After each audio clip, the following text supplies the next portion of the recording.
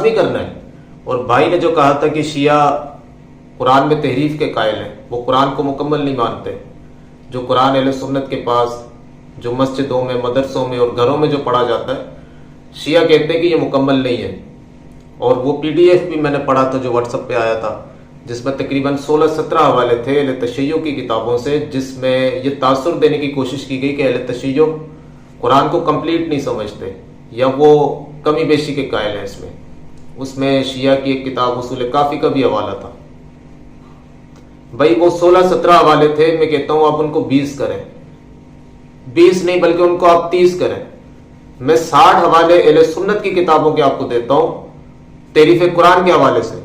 اہل سنت کی تفسیر کی کتابیں، تصوف کی کتابیں، تاریخ کی کتابیں، آج سے 400-500 سال پہلے کے بزرگوں کی کتابیں، ان کی لکھی ہوئی کتابیں، ایون صحیح حدیثوں کی کتابیں. مسلم شریف میں مشہور حدیث ہے سیدہ عائشہ کی. سیدہ عائشہ نے رضاعت کے حوالے سے ایک آیت کا ذکر کیا جو آیت آج قرآن میں موجود ہی نہیں ہے. ایک مروان کے حوالے سے روایت ملتی ہے، مروان نے سیدہ عائشہ سے جو اصل نسخہ تھا قرآن کا وہ لیا، اس کی کاپی بنائی اور اس اصل نسخے کو جلا دیا. جو ایک آخری واحد نسخہ بچا تھا سیدہ عائشہ کے پاس، وہ مروان نے لے کے اس کو جلا دیا، اس کی کاپیاں بنا دی. اب یہ ڈاؤٹ نہیں جائے گا کہ یار اس اصل نسخے کو جلایا کیوں گیا؟ تو کیا یہ جو آج ہمارے پاس مصحف عثمانی ہے یہ محفوظ نہیں ہے؟ کہ یہ وہ قرآن نہیں ہے جو اللہ کے نبی پہ نازل ہوا تھا؟ یہ اہل سنت کی کتابوں کی باتیں بتا رہا ہوں. وہ 16-17 حوالے تھے، میں 60 حوالے دینے کے لیے تیار ہوں اہل سنت کی کتابوں میں سے، تحریف قرآن کے حوالے سے. بھائی حوالوں کی اتھینٹسٹی دیکھی جاتی ہے. آپ ایسے ہی بلیم نہیں لگا سکتے کہ شیعہ جو ہیں وہ تحریف قرآن کے قائل ہیں، وہ قرآن کو مکمل نہیں مانتے.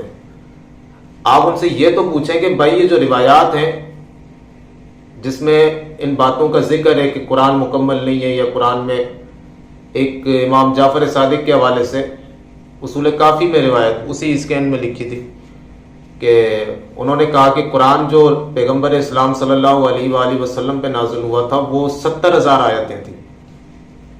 تو بھائی آپ ان روایتوں کی اتھینٹسٹی آپ ان شیعہ علماء سے پوچھیں تو صحیح کہ بھائی آپ ان روایتوں کو کیسے لیتے ہیں. آج کا کوئی بھی شیعہ تحریف قرآن کا قائل نہیں ہے.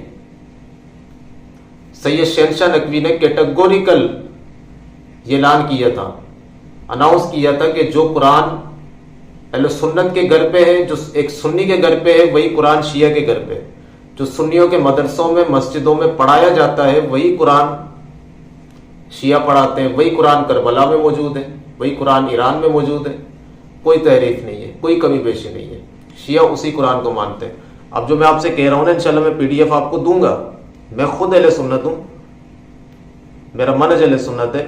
میں قرآن میں جو تحریف کا قائل ہے کسی بھی حوالے سے، اب اس میں کوئی تفریق نہیں ہے. قرآن میں تحریف کا قائل چاہے سنی ہو چاہے شیعہ، وہ اسلام سے خارج ہے.